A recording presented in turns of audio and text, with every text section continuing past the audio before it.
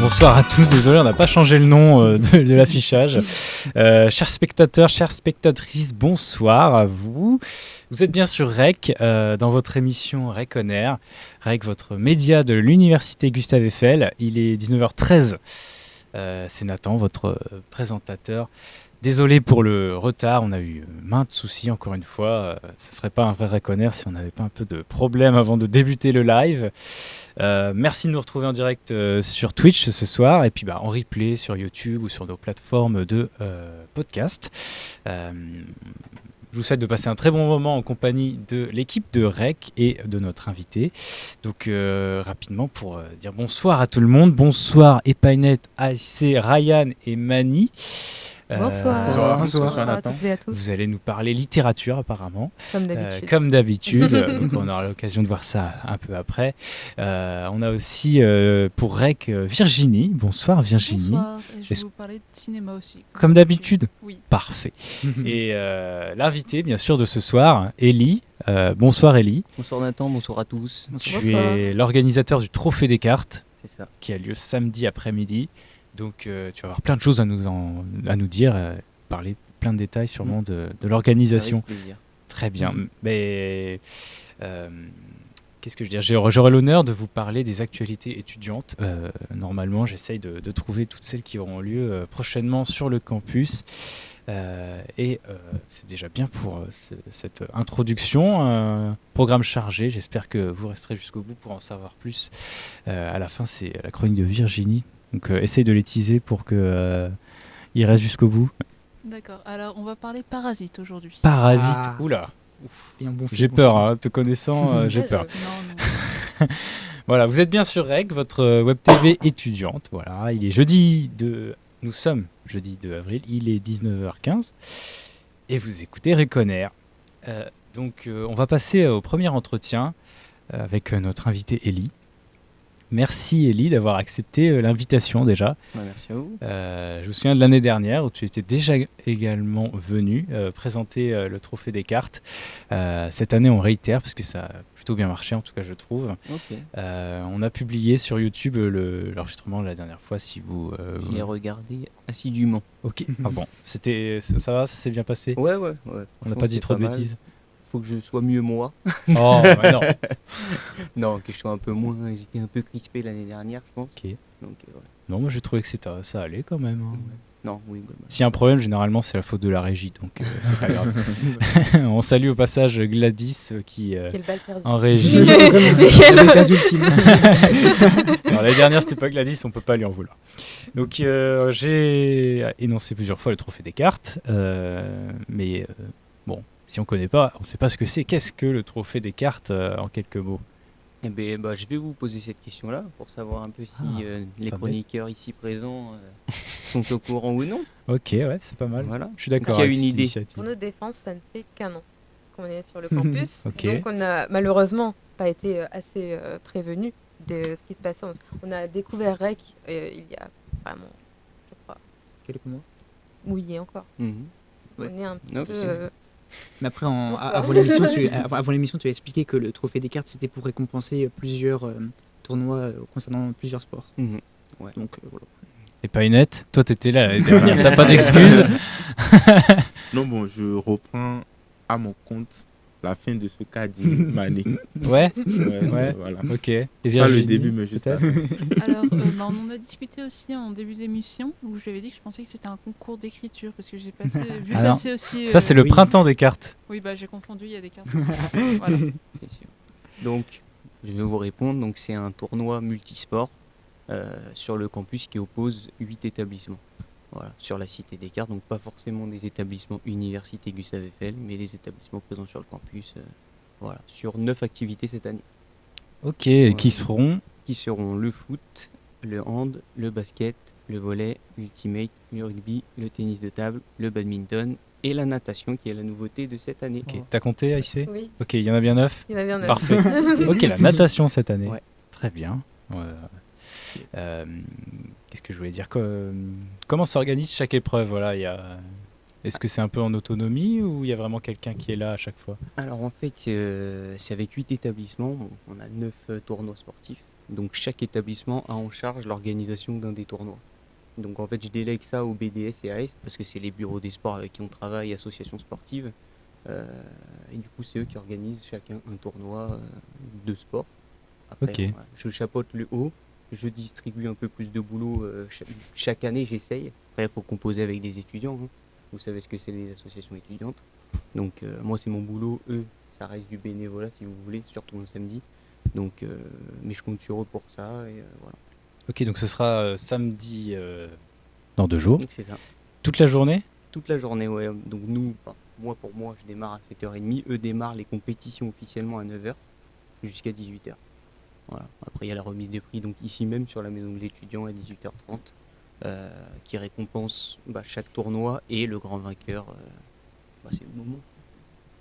Ah oui, Waouh. on veut l'exclusivité Ouais, encore. c'est- Voilà. Mais vraiment. Je sais pas si elle- La caméra est Là-bas. juste là. Juste là. Voilà. Le trophée des cartes en personne. C'est des cartes. Voilà. Wow. Waouh. Ok, bah.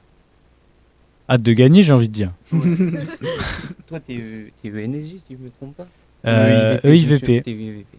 Donc le IVP a en exclu 7 ou 8 équipes cette année, ce qui est très très bien. Ouais, et il me Voilà. semble qu'ils sont Ils assez sont Le motivés. BD s'est assez investi cette année et ils sont venus de Paris juste pour récupérer les t-shirts et tout, donc c'est Ok. bien.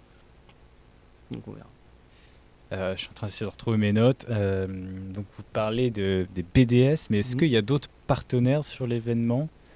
C'est la CEVEC déjà qui contribue au financement majoritairement du trophée. Sans eux, on ne pourrait pas faire ce trophée, cet événement sportif qui est un peu l'événement sportif majeur de l'année pour les étudiants.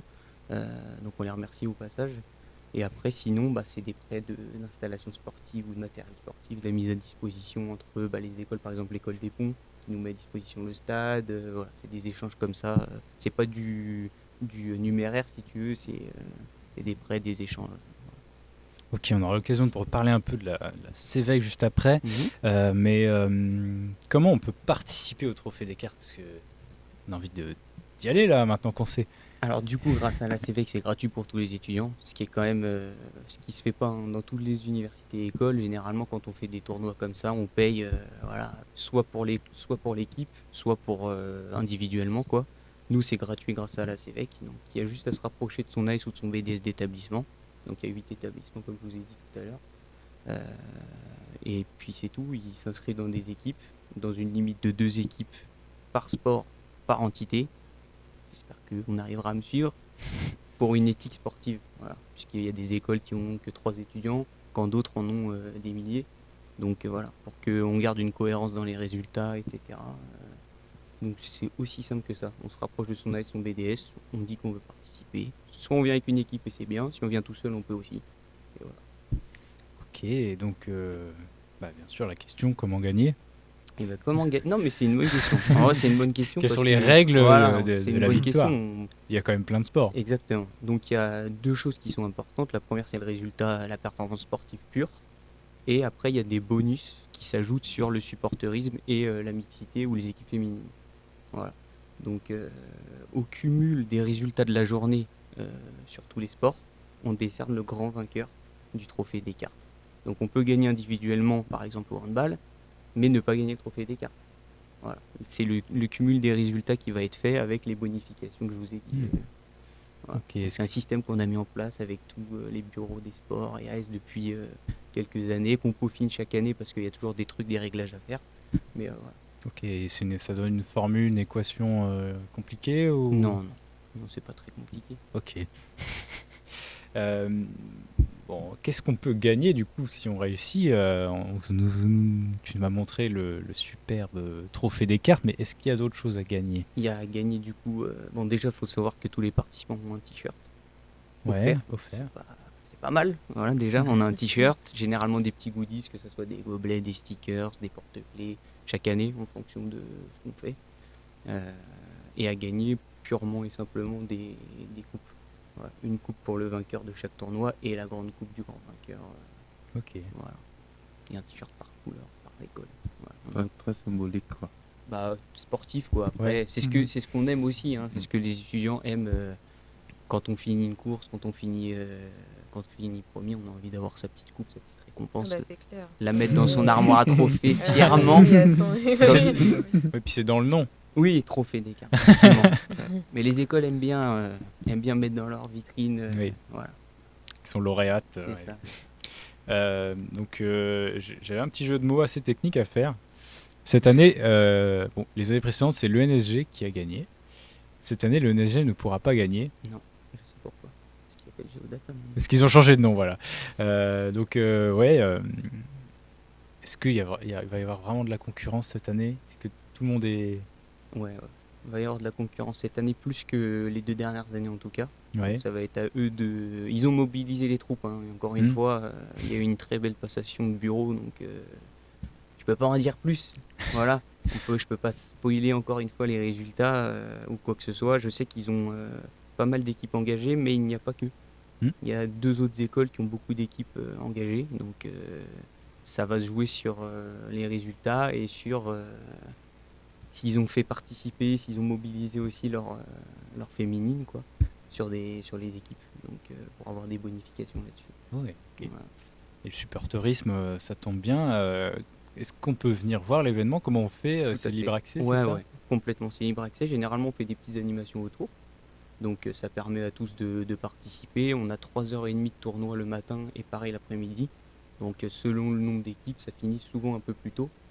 Et ça permet à ce qu'on fasse des petites animations. Par exemple, à la fin du volley, cette année, on va faire du volley assis. Pour sensibiliser, voilà, une petite sensibilisation au handicap, au parasport. On est en pleine semaine olympique et paralympique là, Ok. actuellement. Je vous l'apprends en même temps. Et cet après-midi, par exemple, à l'Essier Paris, on a fait des activités parasportives avec un membre de l'équipe de France de basket fauteuil. Donc on a fait du 5-5 en basket fauteuil cet après-midi. C'était super chouette. Ok, Voilà. cool. Hein. J'avais fait du tennis en fait. Ah ouais, c'est génial. dur. Oui, c'est dur. Waouh. Ouais. Alors déjà du tennis tout court, j'avais vraiment du mal. Beaucoup courir, ouais. Wow, c'était super compliqué. D'abord, il faut apprendre à maîtriser son fauteuil. Et après, Mais oui. Waouh. la première chose, c'est vraiment la gestion. Bah, j'ai cloqué les 2 pouces. Hein. Ah ouais. Waouh. Ah bah, Respect. Non, franchement, Respect, respect, je c'est. Ah, waouh. Donc, voilà. Tu as parlé de la natation. Comment ça va se faire? On nage dans la parcelle Y quand il y aura une flaque d'eau ou pas? Non. Bah, pour ceux qui ne le savent pas, il y a eu un centre aquatique, le centre aquatique de Paris-Vallée de la Marne, qui a poussé sur le campus il y a quoi, 2 ans et demi, 3 ans maintenant. Et du coup, cette année, on a fait une demande pour avoir 3 lignes d'eau sur le bassin extérieur de 50 mètres, qui est chauffé, pour faire un record de l'heure. Qu'est-ce qu'un record de l'heure? Qu'est-ce que ça peut être? Surprise. Qu'est-ce que Alors ça là, peut être? Alors, les gens vont record se de l'heure. relayer et le but c'est d'aller le plus vite, c'est ça? C'est pas mal, c'est pas mal. Une idée? Pas de sportif ici?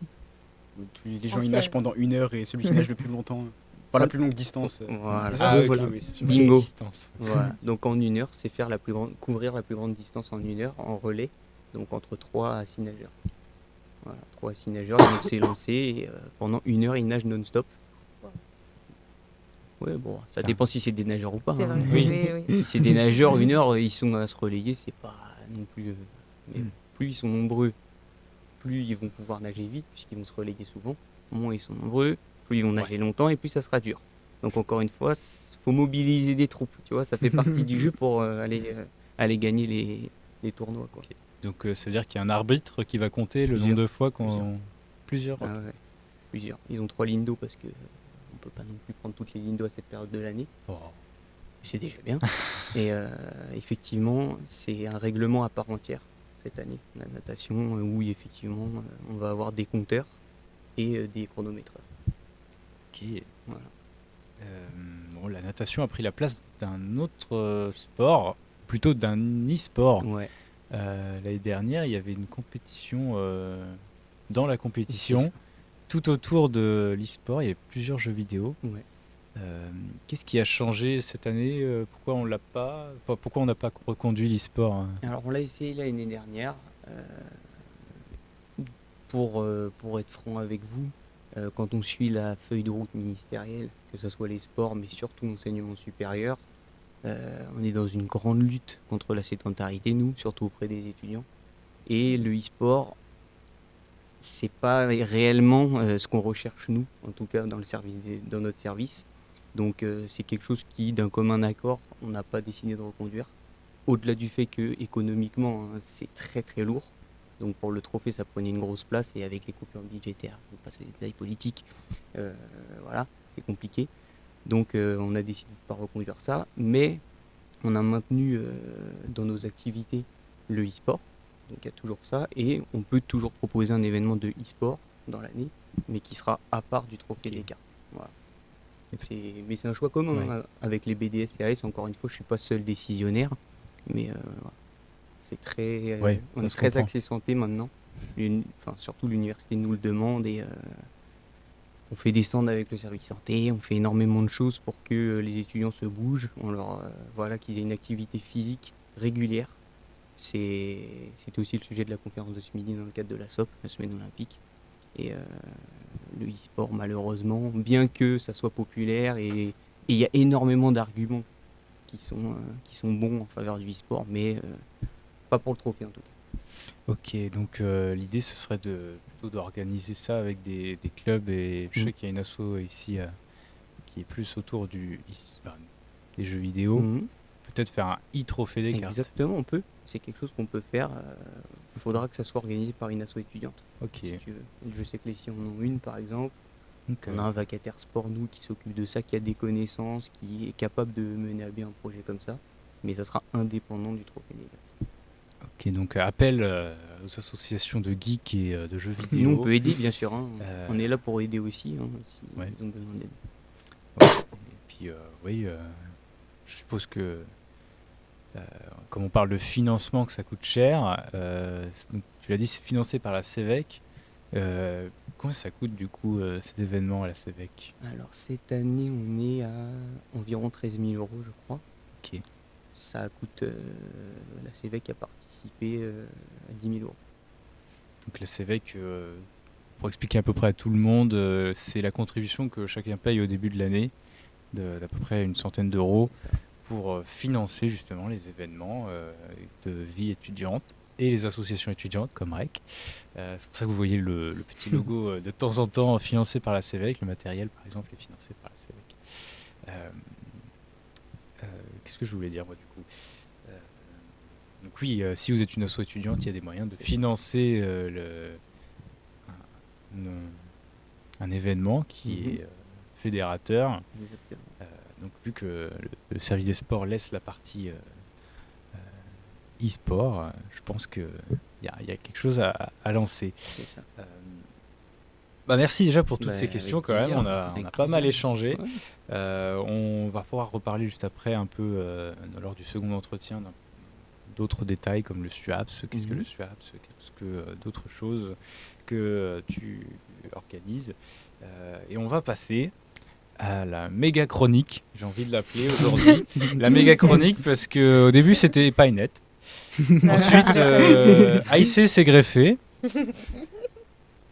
La semaine dernière, Ryan est J'ai amené arrivé. toute la famille. Voilà. Et maintenant, Mani en fait aussi partie. Donc, la moitié de la table ce soir va.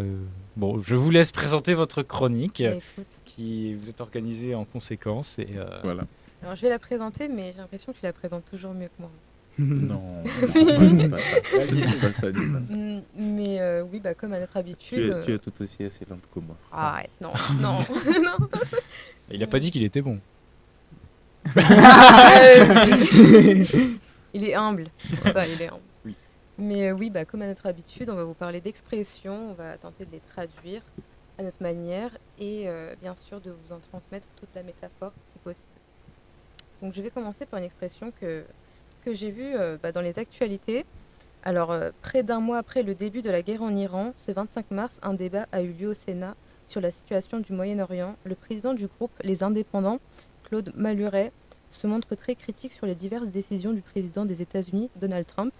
Et il a dit, donc tiré d'une expression turque, « Quand un clown s'installe dans un palais, il ne devient pas roi, c'est le palais qui devient un cirque. » Donc en turc, ça donne Bir paylanço bir saraya girince kral olmuyor, saray sirke dönüşüyor.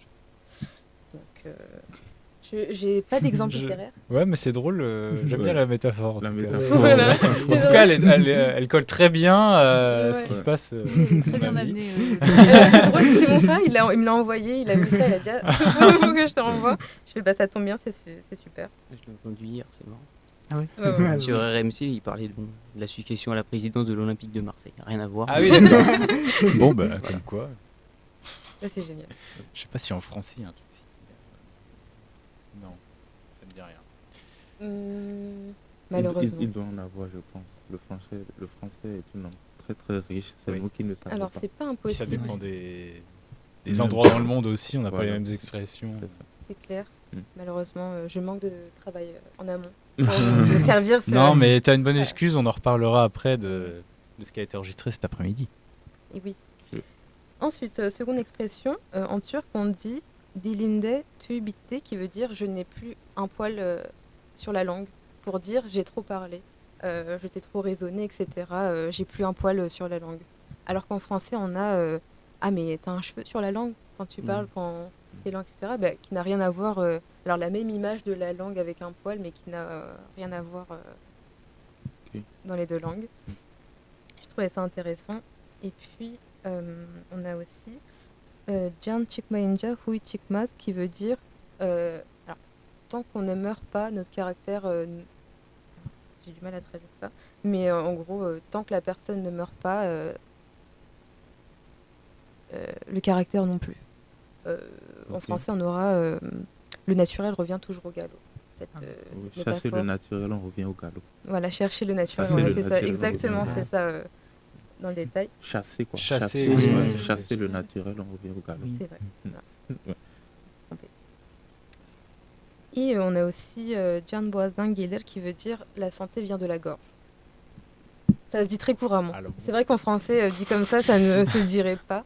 Mais en turc, ça se dit très couramment pour dire que faut bien manger pour se sentir bien. un esprit Voilà. sain dans un corps sain, non Ah, Un oui, esprit sain voilà. dans un corps Ok. sain, exactement. J'ai cherché, j'ai Oui, rien eu pour oui. vous. C'est exactement ça. Pas mal, Comme ok. quoi. Non, non, c'est sympa. On aime bien faire ces parallèles. En tout cas. Et c'est bon pour moi. On peut Je penser. fais Alors, ou- super. Non, bah, je peux y aller, Vas-y. je pense. Bon, de mon côté, j'avoue que, Il n'a pas le temps, il n'est pas de mon côté, j'avoue que la moisson n'a pas été très très fructueuse, très très bonne. Je n'ai que deux expressions du coup. Non, deux proverbes. Voilà, il faut préciser les choses. Avec une Deux morale, proverbes. donc. Oui, avec une morale. Alors la morale, c'est de fustiger un peu la curiosité et l'entêtement. Alors j'y mets un peu de bémol pour dire quand même que la curiosité à bien de mesure, à bien d'égards, peut être une qualité, mais c'est aussi et surtout un défaut. Donc les proverbes que j'ai aujourd'hui fustigent la curiosité et dans une certaine mesure aussi l'entêtement comme un défaut. Du coup, le proverbe, on dit à glous à voix, ouais cambio non do, ani utu azomba on ton kadigaji, à glous à voix, ouais cambio non do, ani utu azomba on ton kadigaji. Alors, à glous à voix, ça veut dire, pour une traduction littérale, que c'est le porcelet, hein, le petit cochon, qui demande à sa mère pourquoi a-t-elle une aussi longue queue. Vous avez vu le porc une fois. Le porc quand même a une très longue queue. Donc c'est le porcelet qui demande donc à sa mère pourquoi a-t-elle une aussi longue queue. Et la mère, au lieu de lui donner une réponse directe, bon, il n'y a pas de réponse à ça normalement, mais la mère lui dit, avec le temps, tu le sauras. Donc, au nikaka en watu. Ok. Donc, avec le temps, on le saura. Alors, tu le sauras. C'est un proverbe que l'on dit juste pour rabattre le claquet à quelqu'un qui pose une question dérangeante, une question à laquelle il n'y a pas de réponse, mais juste pour dire que le temps va t'instruire, quoi. Le Tu temps. verras quand tu seras grand. Tu Ouais, verras Tu quand verras tu quand tu seras grand. Ouais. Voilà, C'est ça. tu verras quand tu seras grand. C'est comme un enfant qui demande peut-être, pour faire un parallèle, qui demande peut-être à son père pourquoi n'a-t-il pas été assez riche pour le mettre dans une très bonne école. Et que... Ça sent le vécu. Et il y a un enfant. pourquoi au moment où les riches de son époque travaillaient, lui, il était où quoi? Pourquoi n'a-t-il pas assez travaillé pour être aujourd'hui riche, pour le mettre lui dans de très bonnes conditions? Et le père lui répond, il lui dit, bon, si être riche avait été si simple dans ton parcours, tu le sauras. Donc, quand tu auras mon âge, ton enfant, peu ou prou, te posera aussi une telle question, quoi. Voilà. Donc, ça, c'est le premier proverbe. Le deuxième, ou je dois dire le second, on dit « Arotintin yonuon dans wenoimon ». Ça veut dire que celui qui poursuit le criquet, finit par tomber sur un serpent. Celui qui poursuit le criquet finit par tomber sur un serpent. Alors, c'est un proverbe qui fustige, oui, la curiosité, mais aussi l'entêtement.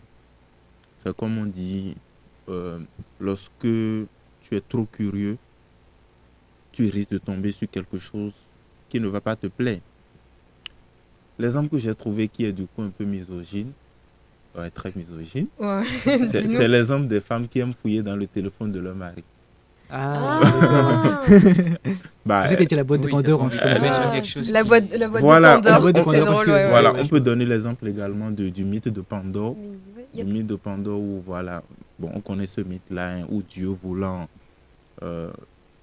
punir les hommes parce que Prométhée ayant volé le feu aux dieux et l'ayant donné aux hommes, Zeus en colère voulant donc punir les hommes, a envoyé cette boîte-là. Et par Pandore, les hommes ont été punis parce que Pandore, c'est cette femme-là, curieuse, qui est partie donc ouvrir cette boîte-là, dans laquelle il n'y avait que de malheur. Donc, quand elle a ouvert la boîte, toutes les malheurs, il y avait l'espoir. Seulement que... Oui, bon, il y a d'abord les malheurs, mais après, il y a l'espoir qu'elle n'a pas, voilà, qu'elle a su garder dans la boîte pour dire juste que c'est vrai, il y a les malheurs, mais les hommes continuent quand même d'avoir l'espoir. Seulement qu'il y a d'autres récits de ce même mythe-là qui dit que l'espoir également s'est envolé. Il y a plusieurs versions du mythe en réalité. Donc, voilà les deux proverbes que... Et en français, j'ai pas le début, mais tu t'enverras la queue. T'enverras la queue. Attends. Cherche le loup, t'enverras la queue. Oui, un autre animal. Ah ouais, je connais pas ça. Ah oui, ok. Je connais pas ça. Sinon, ça aurait été un moment très très gênant. Je connais pas du tout. Bon. Donc voilà, oui, on peut rapprocher ça de ce mythe-là qui est devenu une expression, ouvrir la boîte de Pandore. Très, très bien trouvé. Du coup, merci Nathan. Ça a été assez court aujourd'hui. Voilà les deux proverbes que j'ai. Voilà. C'est pas grave, mais tu laisses la place aussi aux autres. Et oui. Ryan, il y a Ryan, il y a voilà. Bon, du coup, moi j'en ai 3. T'en as Du trois. coup, J'en ai 3. Bon, ils sont pas aussi marrants que la semaine dernière, je peux pas. Oh. À chaque fois, on trouvait. Bah non, peut-être Mais pas non, les mais- marrants. Dédicace à des amis qui sont en train de Non, t'écouter. non, il y en a pas. Bon, ils sont pas mal quand même, mais enfin, la semaine dernière c'était mieux. Allez, vas-y. Allez voir l'enregistrement de la semaine dernière, du coup. Mais ils vont C'est être pas bien, encore je vous promets, ils vont être bien. Ouais. Bon, du coup, laisse-moi les relire. Parce que je sais plus comment ça se prononce. Ok, le premier, c'est Khemsa fi aynek, Rabbi ya'amek. Ça veut dire 5 dans tes yeux, Dieu te rend aveugle. 5 dans tes Donc yeux. là, pardon. déjà vous comprenez rien. Voilà, ça n'a aucun sens. Donc maintenant, je vais vous expliquer. Donc en gros, ça fait référence à la main. Je sais pas si vous connaissez. Tu vois, la main bleue avec un œil. La main de Oui, Fatma. La main de Fatma. Oui. Exactement. Ok. Et en gros, c'était à l'époque des guerres, les femmes, comme il y avait beaucoup de pillages dans les villages et dans les villes, tous leurs objets précieux, donc qui étaient souvent des bracelets en or, des bagues et tout, ils les mettaient tous sur leurs bras pour ne pas les perdre, pour pas se les faire piller. Et en gros, les pillards, comme il n'y avait rien dans les maisons, bah, ils coupaient juste les mains des femmes, enfin ils les tuaient, ils coupaient leurs mains, et ils prenaient juste leurs mains, ils les mettaient dans le sac. Du coup, Ok. la main de Fatma, c'est devenu un symbole déjà d'oppression, de richesse, déjà. Et quand on utilise cette expression, c'est pour dire, par exemple, ceux qui ont volé ses mains, eh ben les 5 doigts, ils vont aller dans leurs yeux, ils vont devenir aveugles. Donc c'est, par exemple, quelqu'un qui vole une richesse, qui vole des richesses, et ben cette richesse, elle va lui faire du mal. Voilà. Donc, Deuxième proverbe. Rabbi yati al-ham lima andouch snan. Donc c'est Dieu donne de la viande à celui qui n'a pas de dents. Donc ça, Dieu donne de la viande à celui qui n'a pas le dent. voilà. Ça, c'est vrai. Donc celle-là, elle est un peu plus claire. C'est trop vrai. On a une équivalente en français, c'est non pas une équivalente. Si donner de la nourriture au cochon. Enfin de la confiture au cochon. Donner de la Ah. confiture. Oui, au donner de la cochon, confiture, ouais. pas de la nourriture. Donner de la confiture au On cochon. dit aussi donner des pelles au pourceau. Oui, exactement. Ouais. Et du coup, j'ai pas besoin de l'expliquer, vous la connaissez. C'est quelqu'un qui peut pas apprécier la valeur d'une chose, il va l'obtenir. C'est ça. Voilà. Mm. Et donc, dernier proverbe. Tu donnes de la viande Dernier proverbe. aux C'est édentés. Dmar el-Fartas qarib min Rabbi. Donc, le crâne du chauve est près de Dieu. Donc ça, Encore une dédicace à Alexis, c'est ça? encore une dédicace à Alexis. Donc ça, j'ai essayé de trouver le sens, j'ai cherché le sens, mais je l'ai pas trouvé. Mais pour moi, c'est quand on n'a pas de cheveux, c'est parce qu'on est très intelligent et que la puissance du cerveau les fait tomber et que du coup, comme Dieu est très intelligent, celui qui est chauve et donc par conséquent très intelligent est plus proche de Dieu. Voilà, mais Ah, ça mais c'est en fait- moi qui le dis, j'ai pas trouvé d'explication. Ok. Je crois que c'est Ok. juste la J'ai essayé, testostérone, non Voilà. C'est ton Ouais, interprétation. C'est ça. mon interprétation C'est juste, personnelle. Mais oui, tu peux. J'ai oui, entendu dire ça. Et puis C'est c'est gentil. étiologique, ça donne une raison, et puis c'est pourquoi pas. Oui, oui, bon. Voilà. Voilà, c'était mes proverbes. Voilà. Merci. C'était bien, c'était Il reste Nous allons plus que laisser Mani. la place à Mani. Maintenant, reste-moi. Alors, ce soir, je vais vous présenter 4 débuts de romans que vous pouvez voir là, dispersés. Mm. Et je vais... en fait, ma chronique, elle va être assez simple. Je vais contextualiser à minima chaque œuvre que je vais présenter. Et ensuite, je vais vous lire le début du roman. Bon, je vais essayer de faire vite, hein, mais je vais vous lire le début du roman et je vais essayer d'expliquer ou plutôt d'interpréter le sens de celui-ci ou juste sa poésie ou autre. Donc on commence tout de suite avec Conque, que vous voyez là. C'est un roman assez récent qui est sorti en août 2024 par Perrine Tripier aux éditions Gallimard. Et ce qui est assez particulier d'ailleurs, c'est que sur la 4e de couverture, on peut voir une définition. Qu'est-ce qu'une conque? Conque, nom féminin, coquille en spirale servant d'instrument depuis des millénaires.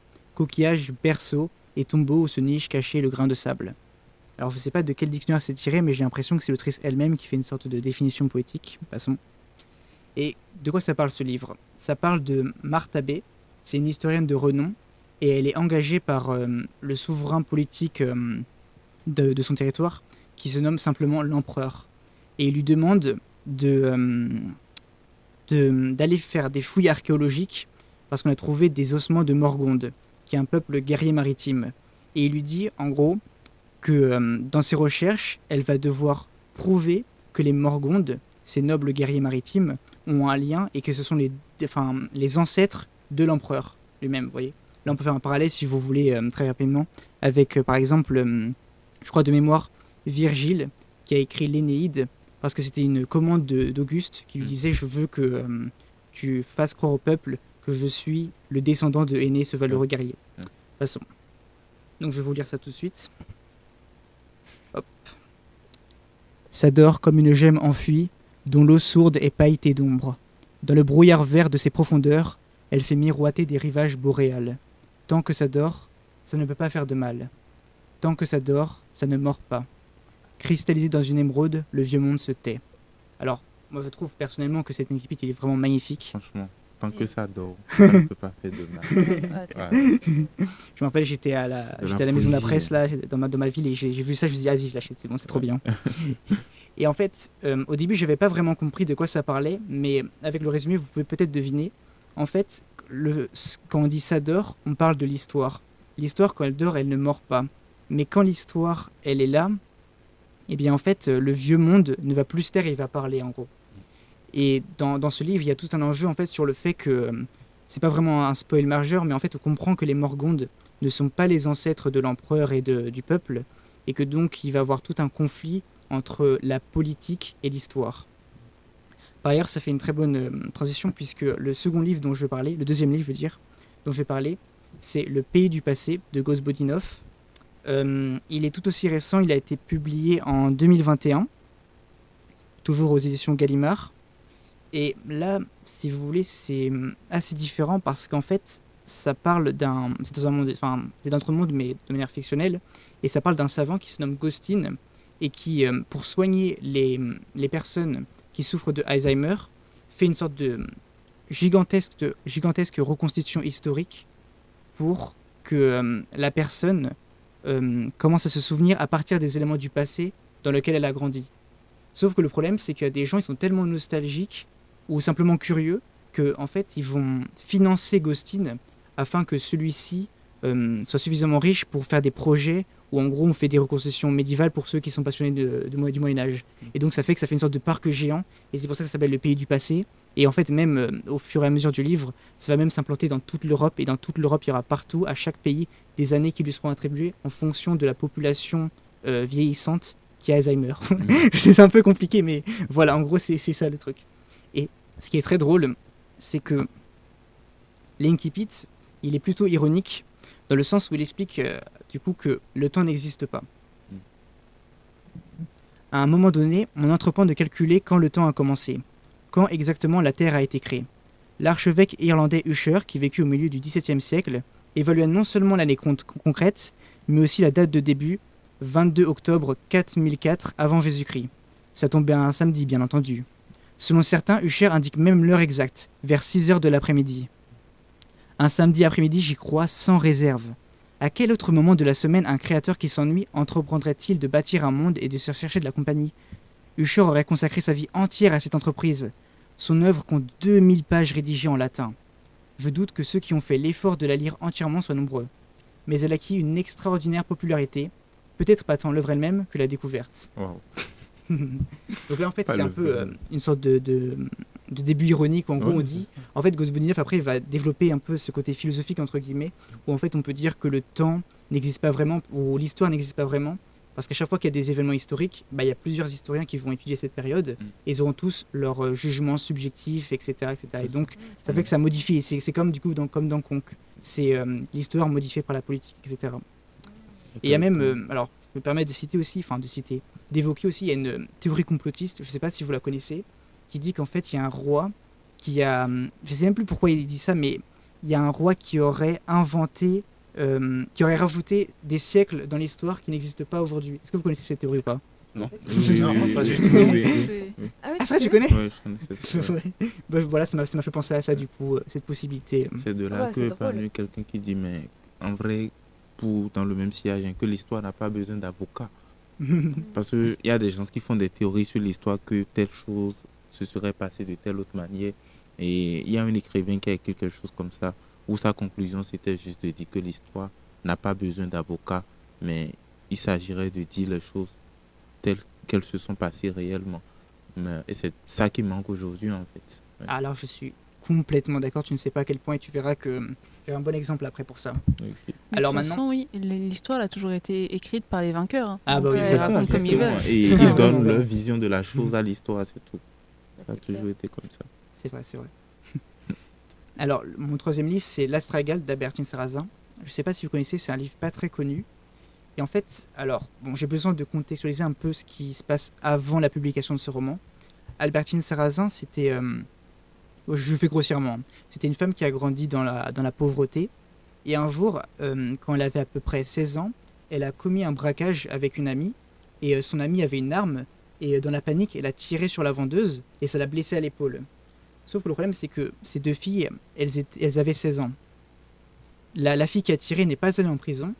Cependant, Albertine Sarrazin, elle est allée en prison. Pourquoi? Parce qu'en fait, la justice française considérait que comme Albertine Sarrazin écrivait, qu'elle commençait des ébauches du roman, elle était plus mature. Et que donc, c'était elle qui était capable de philosopher sur la possibilité de la légitimité morale, etc. pour faire un braquage. Et donc, c'est elle qui est allée en prison. Et justement, en fait, ce roman fait suite à cet emprisonnement. Et en fait, je crois, j'ai mal fait mes devoirs, je sais plus, mais je crois que l'astragale, justement, le titre du roman, c'est un os qui se trouve dans le genou, le pied, je sais plus. Je crois que c'est le pied. Je crois que c'est le pied de mémoire, ouais. La cheville. Oui, c'est la cheville, merci, Ouais. merci, c'est vrai. C'est la cheville. Et en fait, le roman, c'est les conséquences d'une chute que l'autrice a faite. Parce que quand elle était en prison, elle a voulu s'évader et elle s'est jetée par la fenêtre. Et elle s'est cassée la cheville, tout simplement. Et après, elle a réussi à fuir. Hein. Elle a erré, elle a rencontré un amoureux, elle a fait plein de trucs de ouf. Et donc, je vais vous lire ça. curieuse du début de l'astrégale. Le ciel s'était éloigné d'au moins 10 mètres. Je restais assise, pas pressée. Le choc avait dû casser les pierres. Ma main droite tâtonnait sur des éboulis. À mesure que je respirais, le silence atténuait l'explosion d'étoiles dont les retombées crépitaient encore dans ma tête. Les arêtes blanches de pierre éclairaient faiblement l'obscurité. Ma main quitta le sol, passa sur mon bras gauche, remonta jusqu'à l'épaule, descendit à travers côte jusqu'au bassin. Rien. J'étais intacte. Je pouvais continuer. Je me mis debout, le nez brusquement projeté contre les ronces, étalé en croix. Je me rappelais que j'avais omis de vérifier aussi mes jambes. Trouant la nuit, des voix sages et connues chantonnaient. « Attention, Anne, tu finiras par te casser une patte !» Je me remis en position assise et recommençai à m'explorer. Cette fois, je rencontrais, au niveau de la cheville, une grosseur étrange qui enflait et pulsait sous mes doigts. Et voilà. Et donc, du coup, c'est parce que son astragale a été brisée. Et de par là, elle va être handicapée. Et ensuite, il y aura toute une sorte d'exil et d'évasion qui va s'en suivre. Et maintenant, alors pour finir, c'est un peu particulier. Nous allons parler d'un auteur, comment dire, un auteur qu'on qualifie souvent de controversé, de polémique, Oui, etc., etc. Mais moi, le qualificatif que j'emploierais pour parler de Louis-Ferdinand Céline, c'est surtout difficile. Alors, est-ce que vous connaissez déjà Louis-Ferdinand Céline ? Antisémite Oui, aussi bien comme sûr, qualificatif justement, ou pas ouais. Tu le dis ou pas Alors, alors, comme disait Epinette, l'histoire n'a pas besoin d'avocat, tout simplement. Oui, c'est notre époque, apparemment. Donc Louis-Ferdinand Céline, c'est l'auteur de Voyage au bout de la nuit, et il est surtout connu pour justement les polémiques, parce que aux alentours de la Seconde Guerre mondiale, il a écrit une série de ce qu'on appelle des pamphlets qui sont qualifiés d'antisémites, puisque dans ses livres, il est, en fait on dit antisémite, mais en vérité, de manière générale, il est plusieurs choses à la fois. Il est aussi, par exemple, dans Mea culpa, anticommuniste, et il est aussi raciste de manière beaucoup plus générale. Donc, alors, c'est pas une défense, hein. Non, justement, parce que justement, l'histoire n'a pas besoin d'avocat, on dit les choses telles qu'elles sont. Dire que Céline est antisémite, c'est un peu centrer sa problématique, et de manière générale, il est raciste, en fait. il est beaucoup plus que ça. Il est juste antisémite, il est juste raciste. Oui, c'est vrai. C'était à quelle époque En fait, il est né en 1894 et il est mort en 1961. Ok. En fait, alors, bon, je fais un peu justement l'avocat du diable, paradoxalement, mais c'est quand même un écrivain que j'apprécie beaucoup parce que son style, il est exceptionnel. Même si ses idées, elles sont un peu parfois bizarres. Par exemple, attendez, je vais juste prendre une petite anecdote, mais je me rappelle qu'il y a longtemps, je crois que c'était en 2011, Nicolas Sarkozy, il a fait une interview comme ça, et il a dit oui, Céline, la seule chose qu'il a fait de bien, c'est Voyage au bout de la nuit, et Mort à crédit, c'est 2 romans, et le reste, c'est une honte. Bon, il dit ça, mais le problème, c'est qu'en fait, ça n'a pas vraiment de sens, parce que avant Voyage au bout de la nuit, Céline, il avait écrit l'Église. Et dans l'Église, il y a aussi des trucs antisémites. Et donc pourquoi il dit pas ça aussi ? Et pareillement, moi, j'avais lu Rigaudon il y a 2 ans. Il me rappelle que dedans, il y a plein de trucs racistes aussi. Il juge les métis, il juge les Chinois, il dit des trucs un peu horribles. Ça m'avait un peu choqué. Je veux pas faire genre, mais ça m'avait choqué quand même. Et bref, ça, c'est juste les considérations historiques. Aujourd'hui, je vais vous parler de Féerie pour une autre fois. C'est un roman, pour le dire très, très net, c'est que ce roman, il a connu un échec commercial et critique parce que justement, en fait, c'est Céline qui recommence à être dans la littérature après les pamphlets, après Guignolsband, tout ça. Et les gens sont pas très intéressés par lui parce que ce qu'ils veulent justement, c'est son côté collaborateur, polémique, etc. Et c'est pour cela qu'il reviendra sur la scène, la scène médiatique avec la trilogie allemande D'un château l'autre, Nord et Rigaudon, parce qu'il parle de la collaboration et que ça fait frémir tout le monde, autant les résistants que les anciens collaborateurs. Ils veulent tous lire ça pour savoir d'un intérêt historique ce qui s'est passé. Et justement, dans Féerie pour une autre fois, ce qui est intéressant, c'est que, comme disait Céline dans une interview, il a cessé d'être écrivain pour se faire chroniqueur. Qu'est-ce que ça veut dire être chroniqueur ? Ça fait référence au Moyen-Âge, où les chroniqueurs, ils racontaient des événements vécus. Ray Conner, non J'étais obligé. C'est les chroniqueurs Ray en fait. Non mais sérieusement, en fait, les chroniqueurs, c'était au Moyen-Âge, vous savez, les chevaliers qui avaient participé à des guerres ou juste des prêtres qui voyaient l'histoire, et ils la racontaient à leur manière, c'est tout. Et Céline, il fait comme s'il était lui-même un chroniqueur, sauf que là, au lieu que ce soit au Moyen-Âge, c'est pendant la Seconde Guerre mondiale. Et dans Féerie pour une autre fois, il va évoquer les bombardements que subit la France, oui, la France, mais le territoire français, mais du côté du régime de Vichy, en fait, de la partie occupée du territoire. Et du coup, il montre les dégâts factuels qu'on fait du coup les alliés en fait, techniquement. Sauf que le problème, c'est que, comment expliquer, l'Inkipit, il est assez particulier parce que Céline, il est aussi connu pour une chose, c'est que il est extrêmement fort dans les Inkipits. En fait, j'aurais pu faire toute ma chronique sur chaque Inkipit de Céline, parce que c'est un auteur. En fait, j'avais un ami qui disait que c'était quelqu'un qui faisait du marathon. Bah voilà, en plus on parle de sport, donc voilà. Lui, c'est pas quelqu'un qui tape un sprint, c'est quelqu'un qui fait un marathon. Là, il a besoin de temps. Et du coup, Céline, c'est pareil, il a besoin de temps. Alors là, normalement, c'est censé être un roman où il parle de bombardement. C'est censé parler du bombardement. Et alors, bon, je vais pas tout lire parce que c'est très long. Surtout qu'en plus, ça m'agace un peu chez Céline quand même. C'est que dans ses livres, il n'y a pas de chapitre. Ça fait que par exemple, si je veux lire, je sais pas comment m'arrêter en fait. Si, dans ça le bout s'arrête de la au nuit, il y a des chapitres. Oui, dans Voyage au bout de la nuit, mais ce que je veux dire, c'est qu'après Voyage au bout de la nuit, et même après Mort à crédit, il n'y a plus de chapitre. Ah ouais. Et ça, c'est compliqué, ça. Ouais, j'ai tout lu quand même, j'ai lu tous ses livres, mais bon, c'est compliqué. Alors, je commence. Bon, je vais m'arrêter. Voici Clémence Arlon. Nous avons le même âge à peu près. Quelle drôle de visite. En ce moment, non, c'est pas drôle. Elle est venue malgré les alertes, les pannes de métro, les rues barrées, de si loin, de Vanves. Clémence vient presque jamais me voir. Son mari non plus, Marcel. Elle n'est pas venue seule. Son fils l'accompagne, Pierre. Elle est assise là, devant ma table. Son fils reste debout, le dos au mur. Il préfère me regarder de biais. C'est une visite embarrassée. Elle aussi me regarde de biais, assise de quart. Ni l'un ni l'autre sont tranquilles. Ils ont des pensées. Ils ont tous des pensées, les gens. Les rencontres et les connaissances ces temps-ci. Ça va bien faire 3 ou 4 mois qu'ils ont des pensées. Que je suis plus regardé par personne vraiment en face. L'effet des événements, voilà. Les êtres se comportent presque tous en même temps de la même façon, les mêmes tics. Comme les petits canards autour de la mer, au Doménil, au bois de Boulogne. Tous en même temps. La tête à droite, la tête à gauche. Qu'ils soient 10, 12, 15, pareil. Tous la tête à droite à la seconde. Clémence Arlon me regarde de biais. C'est l'époque, elle aurait 10, 12, 15 fils qu'il biaiserait de la même façon. Alors, j'adore cet Inkipit, mais je ne vais pas trop m'attarder dessus. Déjà parce que j'ai déjà assez contextualisé qu'on comprend que si Clémence Arlon et son fils regardent Céline comme ça, c'est parce qu'il est accusé de collaboration et que il fait partie de... Je ne sais pas si vous savez, mais au moment où la résistance commence à triompher, il y a une liste d'écrivains qui est sortie, et en gros c'est les écrivains qu'on doit fumer, on doit tous les tuer. Par exemple, Brasillac, il a été fusillé. Et il y a des gens qui voulaient tuer Céline. Bon, voilà. Et bref. Donc c'est pour ça que Clémence Arlon et son fils le regardent comme ça. Mais moi, je veux juste m'attarder très brièvement sur la première phrase. Voici Clémence Arlon. J'adore cette phrase. Elle fait partie des meilleures phrases de Céline, genre des meilleures premières phrases. Comment ça ? Voici Clémence Arlon. Non, mais tu vas comprendre pourquoi tu vas comprendre. Par exemple, le Voyage au bout de la nuit, ça commence par « ça a débuté comme ça ». Voilà, c'est... Mais en fait, pourquoi Voici Clémence Arlon, c'est bien ? En fait, c'est vrai que dit comme ça, c'est nul. On se dit voici Clémence Arlon, on s'en fout. C'est qui Clémence Arlon ? Pourquoi voici, on s'en fout en fait. Mais non, en fait, ce qui est intéressant, c'est quelque chose auquel peu de gens pensent, mais qui est important. Enfin, même moi, quand je lis ça, j'ai pas pensé. Ouais.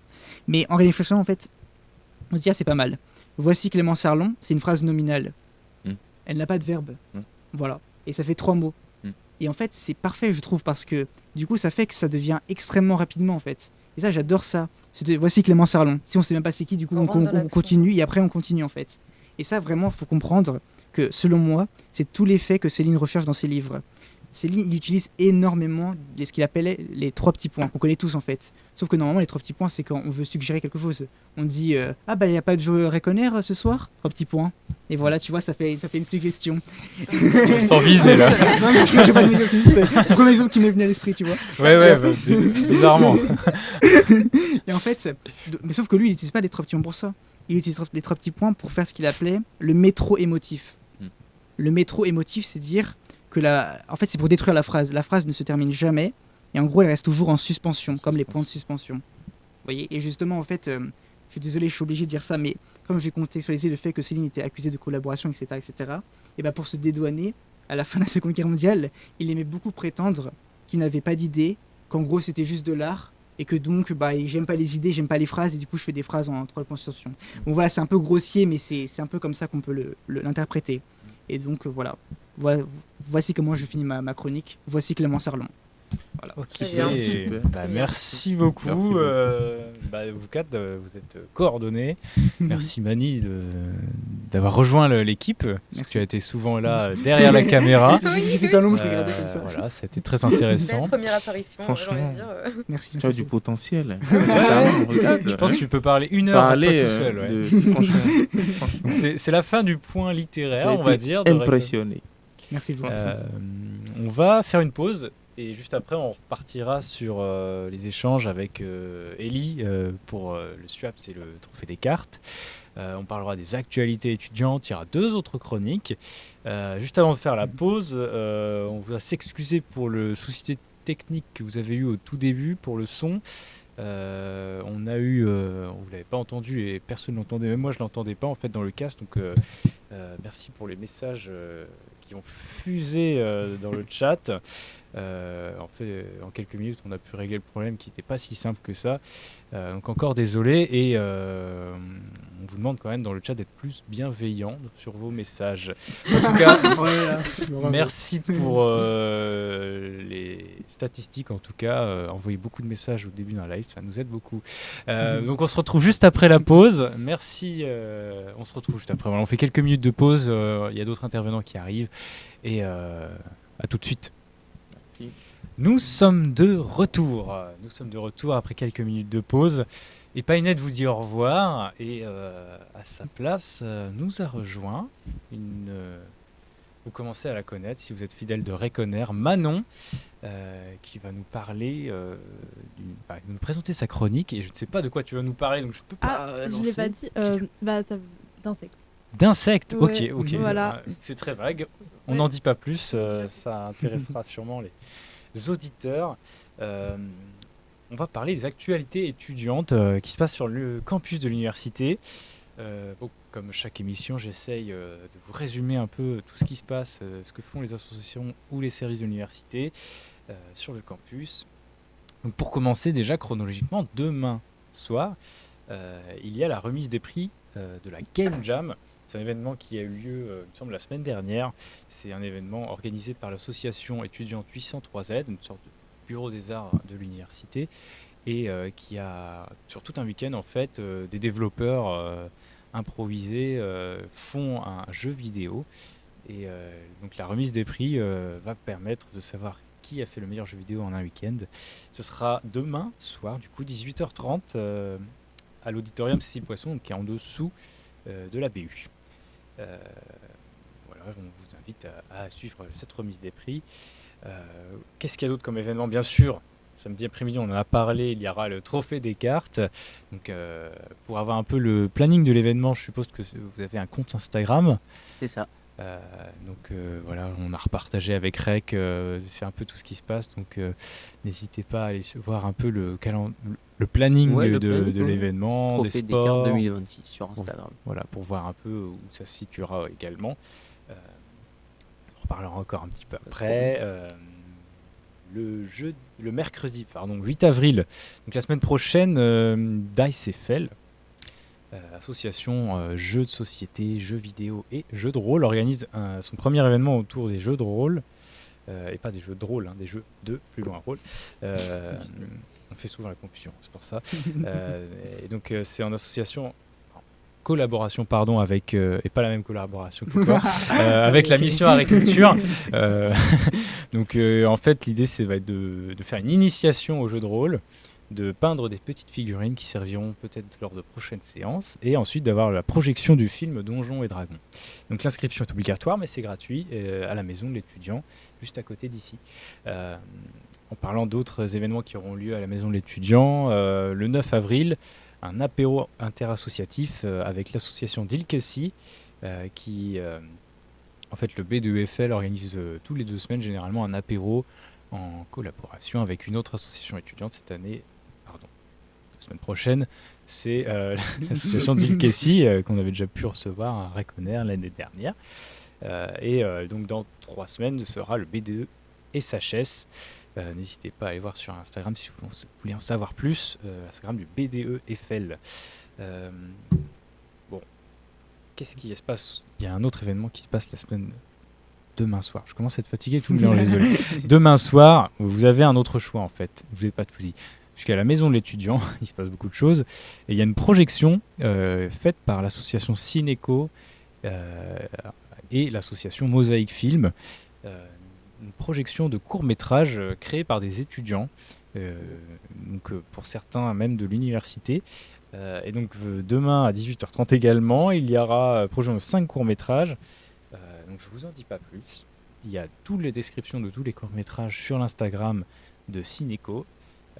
On l'a repartagé avec Reg, donc vous pourrez aller voir un peu en détail si vous avez envie de faire une petite soirée cinéma un peu en dehors des blockbusters et des séries Netflix habituelles. En parlant de cinéma, bien sûr, on peut parler de Cinéco qui a le Ciné-Club le 15 avril à la MDE à 19h30. Cette fois, c'est le film Le Château ambulant de Hayao Miyazaki. Certains ont l'air de connaître. Donc si vous voulez le voir ou le revoir, n'hésitez pas à aller voir le post Instagram qui en parle sur le compte. J'ai dit beaucoup de fois le mot Instagram, ce n'est pas sponsorisé malheureusement. Bon, si vous êtes plus soirée, il y a quand même quelque chose pour vous. Et ça arrive vite puisque c'est vendredi 10 avril. À partir de 22h30, sortez vos plus beaux, pas costumes, mais vos plus belles tenues de soirée pour aller à la French Kiss du BDE Essier. La soirée aura lieu dans le bâtiment de l'Essier Paris, qui est le truc en forme de clavier, là, avec la grosse pointe au milieu du rond-point. Une grosse soirée jusqu'à 4h du matin, il me semble. Donc, les places classiques sont en vente jusqu'au 8 avril. N'hésitez pas à vous renseigner sur leur Insta et pour avoir des billets au meilleur prix. Ensuite, pouvoir profiter de la soirée. C'est l'une des plus grosses soirées qu'il y a sur le campus ce semestre. Bon, j'ai déjà parlé pas mal. S'il y a d'autres événements que j'ai pas cités, n'hésitez pas à le mettre en commentaire. On parlera de la journée des sports la semaine prochaine. Donc on essaie de pas trop de spoiler, on va dire, les événements. Est-ce que Virginie, tu es prête pour ta chronique? Oui, il me semblait que c'était pas mal. Ah, j'ai inversé? C'est vrai que là, tu l'as Après, pas du du coup, ouais, on non, l'a j'ai- commencé, il y a pas Non, de c'est problème. juste, j'ai inversé à mon avis à l'oral ce que j'ai dit et ce que j'avais à l'écrit. qui voit aussi. Battez-vous. Pierre, feuille, ciseaux. Ouais. Pierre, feuille, ciseaux, on saura qui commence. Non, je peux commencer si tu veux, comme ça, tu as le Comme temps de tu te veux. préparer psychologiquement. J'en ai besoin. T'en as T'as besoin 4 Ok. minutes par contre. 4 minutes. Vas-y. Bon, entre deux, il y aura la suite de l'entretien avec Un Ellie. peu plus du coup. Bon, du coup, je vais vous parler de Parasite. Parasite, Oui. Alors, peur là. fait peur? Non, quand même pas. Ok. En fait, je sais pas si vous voyez, mais il y a des films comme ça dont tout le monde parle. Et on se dit, il faut absolument que je le regarde, c'est un chef-d'œuvre, c'est le film de l'année. Mais le problème, c'est qu'il est toujours disponible sur une plateforme comme Netflix et c'est jamais celle qu'on a. Et du coup, ce film-là, je l'ai regardé peut-être 7 ans après, parce qu'on m'avait enfin prêté un compte Netflix à squatter, parce que sinon, je pense que je l'aurais jamais vu. Mais bon, du coup, je l'ai regardé et franchement, c'est vrai que je me suis dit, ouais, j'aurais dû le regarder plus tôt. Voilà. Alors, Parasite, c'est un film sud-coréen sorti en 2019, réalisé par Bong Joon-ho, je crois. Non, je sais pas si je le Ah, tu prononces bien. prononce bien, voilà, c'est ça. Et donc, c'est un réalisateur déjà très connu pour les films comme Snowpiercer et The Host. Le film raconte l'histoire de la famille Kim, une famille assez pauvre qui vit dans un petit appartement au sous-sol à Séoul. Ils ont du mal à joindre les deux bouts et enchaînent les petits boulots. Un jour, le fils réussit à se faire embaucher comme professeur particulier d'anglais dans une famille très riche, la famille Park. Et petit à petit, grâce à quelques mensonges bien placés et beaucoup d'imagination, toute la famille Kim va réussir à se faire embaucher dans la maison sans que les riches ne se rendent compte en fait qu'ils sont de la même famille. Ils vont inventer tout un stratagème comme par exemple manger des plats différents ou utiliser différents shampoings, savons, lessives pour pas avoir la même odeur en fait. Parce que le petit garçon est persuadé qu'ils sont de la... Enfin, il a capté en fait le plus jeune qu'ils étaient tous de la même famille. Il dit à sa mère « Ah mais ils sont de la même façon, c'est pas normal ».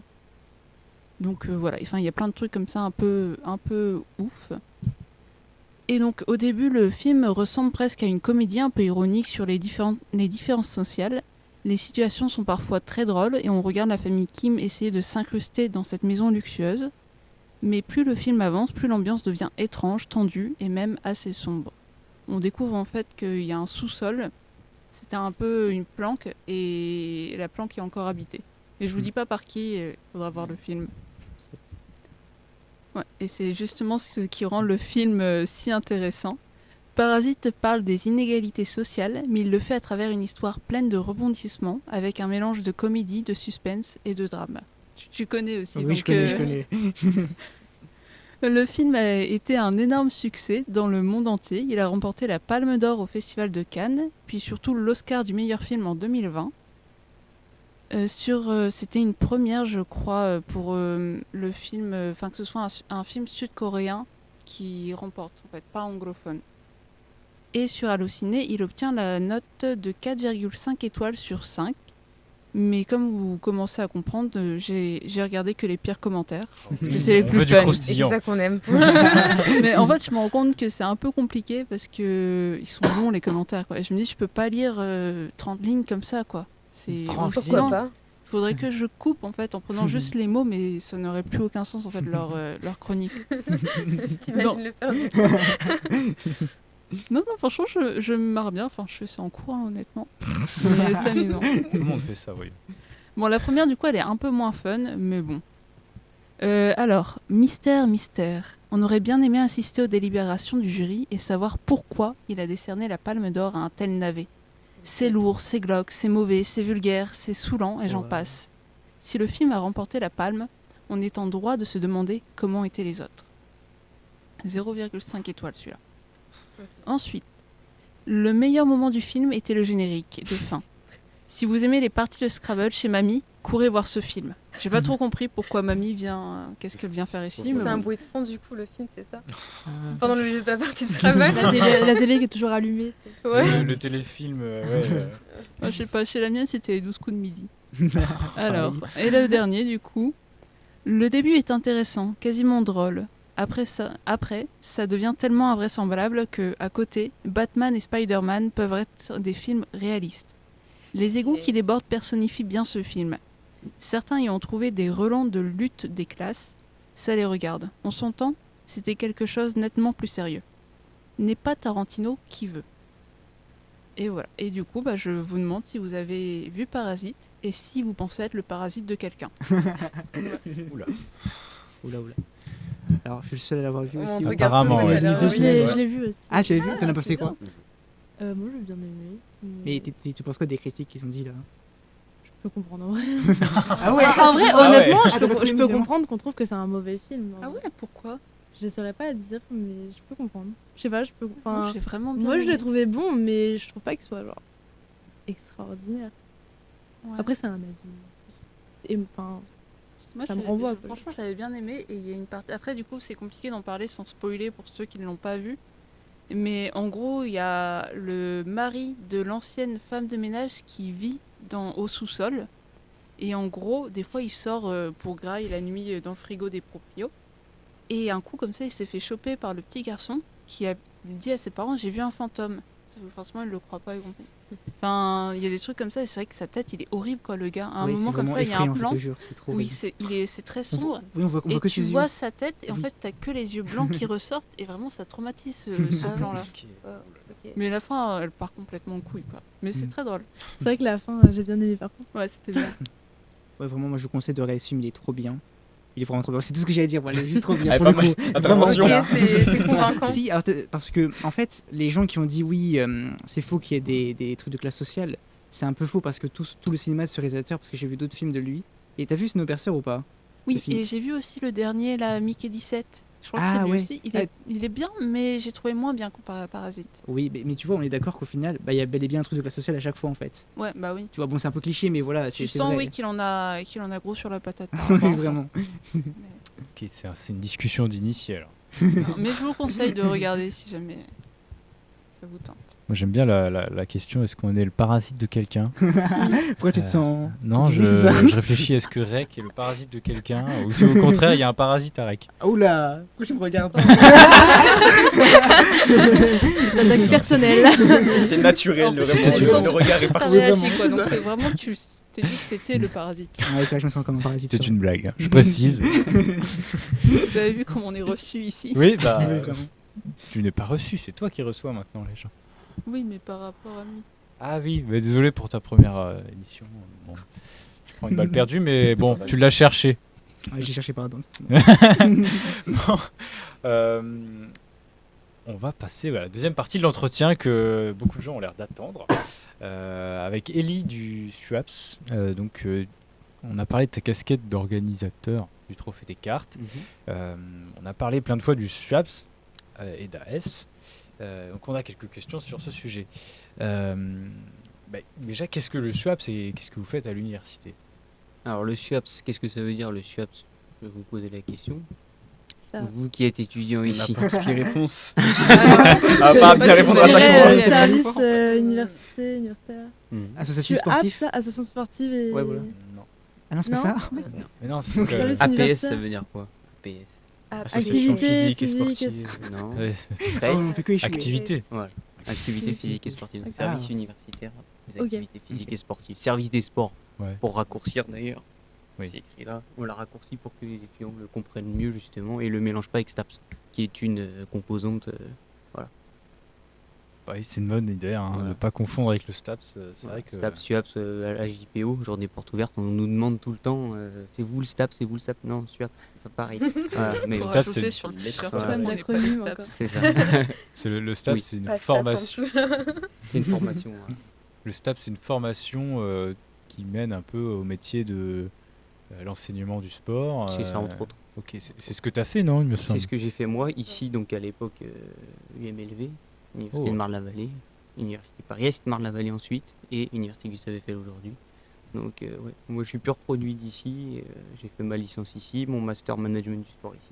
Ok, c'est une formation que tu conseilles, je suppose. Pas du tout. Ah, ok, bon. Non. Je peux la conseiller pour les gens qui aiment ça, si tu veux. Pour Ouais. les étudiants, enfin les jeunes qui ont envie de le faire, je peux la conseiller. Maintenant, pour parler monde du travail, Hmm. je la conseille pas. Ou alors être prof de PS, peut-être. Mais même ça, c'est difficile. Même hein. ça, c'est difficile. Le concours est très difficile et après, c'est des années de galère dans les lycées, Les les collèges, collèges, ouais, les plus ouais. difficiles de France, avant d'accumuler suffisamment de points, devoir se paxer pour avoir des points, etc., pour être muté là où on veut. Donc, je préfère dire les choses Oui. telles qu'elles le sont aujourd'hui. STAPS, on se dit c'est du sport, tout ce qu'on veut. La réalité du travail derrière, elle est compliquée, elle est très compliquée. Donc, moi, je m'en suis sorti, ils m'ont plus resté à la fac, j'ai jamais quitté la fac, moi. Mais voilà. Ok. Donc le SUAPS, tu n'es pas tout seul au SUAPS. Non. Il y a une grande équipe. Qu'est-ce qu'il y a un peu comme profil Qu'est-ce que vous faites aussi Qu'est-ce que vous proposez? Alors, donc le SUAPS a pour mission de proposer des activités physiques et sportives, comme dans son nom, hein. Loisirs pour tous les étudiants et aussi pour les personnels, hein, mais pour tous les étudiants du campus, gratuitement et librement, sans obligation d'assiduité. On propose une quarantaine d'activités qui sont encadrées par des professionnels, voilà, dans son entièreté, sur des créneaux du midi et du soir, pour que les étudiants puissent le faire en dehors des cours. Voilà ce qu'on fait, on est plusieurs, on est comme dans tous les services, hein, on a du secrétariat, on a de l'accueil, on a de la communication, de l'événementiel, on a de l'administratif et du financier, voilà. Un service classique. Hein. Ok, donc on peut venir vous voir, c'est ça? C'est ça. Où est-ce que vous êtes? Alors pour le moment, où est-ce qu'on La est grande question. On est toujours à la maison de l'étudiant au bureau B15, donc en face de la bibliothèque Georges Perec, pour ceux qui connaissent. Mais on va normalement à la rentrée, on y sera, au plateau Rabelais, qui est le deuxième étage du bâtiment Rabelais, là où il y a les amphithéâtres, pour ceux qui connaissent aussi, donc en face de Bois de l'Étang, à côté du bâtiment Lavoisier, où il y a 1500 mètres carrés de nouveaux espaces sportifs qui ont poussé, et nos bureaux seront là-bas aussi. Voilà. Et qu'est-ce qu'on retrouvera Qu'est-ce comme qu'on y espace trouvera sportif? Alors on trouvera du coup un espace d'escalade avec de la voie et du bloc, Trop bien. un espace de fitness, un espace de musculation avec qui est magnifique, avec qui est super bien appareillé, quoi. Un espace de combat avec un ring rétractable et Faire des octogones. Des sparring. pas encore, mais un dojo, 2 dojos même. 2 dojos, donc un espace pour les arts martiaux. Voilà. Bien. C'est des sports qui sont déjà proposés sur le campus. Il y en a oui, et il y en a qu'on va pouvoir développer. Donc un dojo, ça peut, on peut faire Malheureusement. énormément d'arts martiaux différents, on peut faire d'autres activités. Donc on va pouvoir développer ça. Je vous ai évoqué des soucis budgétaires aussi, qui font que, voilà, déjà dans un premier temps, ça va être toute cette communication, parce que les étudiants savent où on est aujourd'hui. Il va falloir surtout les primo-entrants savent où on est actuellement, savent où on va être à la rentrée. Donc il y a tout ce travail-là, et après le boulot auprès des associations aux environs, la ville de Champs, les écoles qui font partie de l'université, pour développer des créneaux avec ces nouvelles infrastructures-là, quoi. Ok. Et c'est très beau. C'est très beau. On a hâte. Il y a des photos qui circulent ou pas? Tout de suite. C'est encore top secret. Pas tout de suite. On pourra venir filmer. Dans un premier temps, il faut que nous, on déménage dans nos bureaux, Mhm. qu'on puisse accueillir l'étudiant. Et dans un second temps, il y aura l'ouverture des espaces sportifs, j'espère pour la rentrée.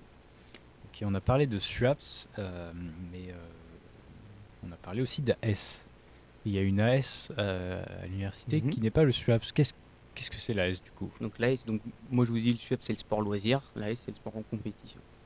C'est vraiment la différence qu'il y a. Donc l'AS c'est une association mi-étudiante, mi-non étudiant, donc qui est partagée, c'est dans les textes, hein, c'est comme ça. Les associations sportives dans les universités doivent être composées de moitié d'étudiants, moitié de pas étudiants.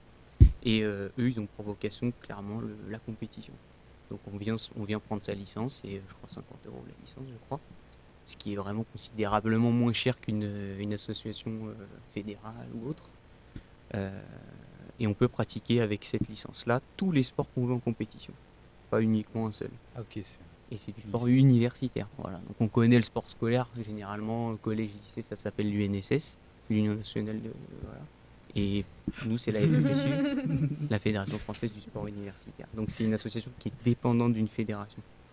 C'est un peu particulier, voilà. C'est pour ça qu'ils ne sont pas tout à fait classés comme association étudiante sur le campus, alors qu'en réalité, c'est une association qui tourne par les étudiants et qui est faite pour les étudiants.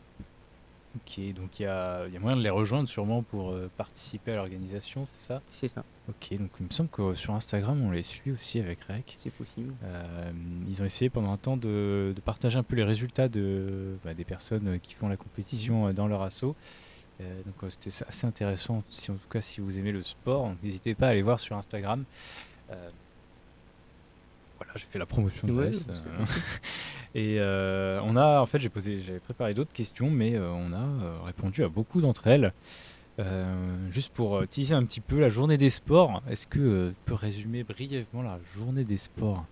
Alors, donc c'est une journée, on va dire, ça fait longtemps qu'elle a lieu sur le campus. Ouais. C'est toujours à cette période-là, en avril de l'année, qui est co-organisée entre le service des sports, SUAPS, hein, et les L2 management du sport en stats, justement, dont on parlait tout à l'heure, qui, eux, ça leur fait apprendre à gérer, organiser un événement sportif.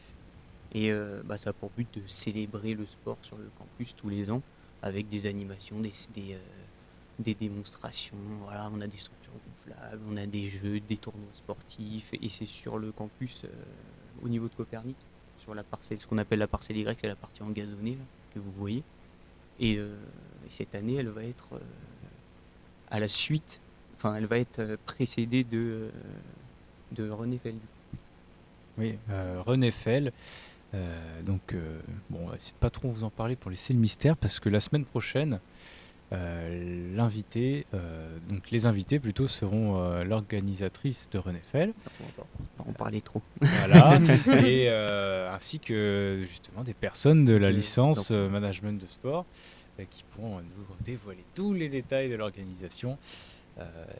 Sachez que du coup que l'événement est en 2 semaines. Dans 2 semaines, il n'y aura pas de Reconair, puisque nous serons en émission spéciale à la journée des sports et à René Fell. Donc on fera une émission plus tôt dans l'après-midi. On n'a pas encore trop défini l'heure de début, mais ce sera entre 15 et 16 heures à mon avis. Et on aura, en tout cas j'ai pour ambition que plein de gens ici participent. On essaiera d'inviter et d'interviewer un peu tous les participants de l'événement. Et bien sûr de suivre la course, d'animer un peu aussi l'événement, de voir qui va gagner, essayer de faire un duplex aussi. J'aimerais bien faire... voilà, c'est comme quand ils sont le journal télé, là, bonjour, on reçoit... oui, en direct Tour de France. Oui, il faudra le délai. Hein.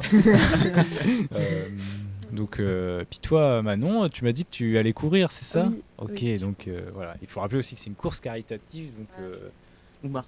Course ou marche. course Il y ou a la marche marche même. Mmh. Et donc Cours, tu marches du coup? Je C'est quoi, tu 5 cours. ou 10? Cinq. C'est jamais. pas abusé. C'est très bien. Et donc l'objectif aussi du live sera, en conjointement avec l'organisation, de partager aux autres campus de l'université qui ne sont pas à Champs-sur-Marne ce qui se passe, de voir un peu. Et donc eux ont... J'en dis trop. Non, c'est vrai que j'en dis beaucoup, mais c'est pour donner aussi envie aux gens et noter dans leur agenda soit de venir, soit de... Il y a plein de manières de participer. Voilà, il y aura plein de manières de participer. Je pense qu'on essaiera de mettre des liens pour donner au Resto du Cœur, donc qui seront destinataires des dons.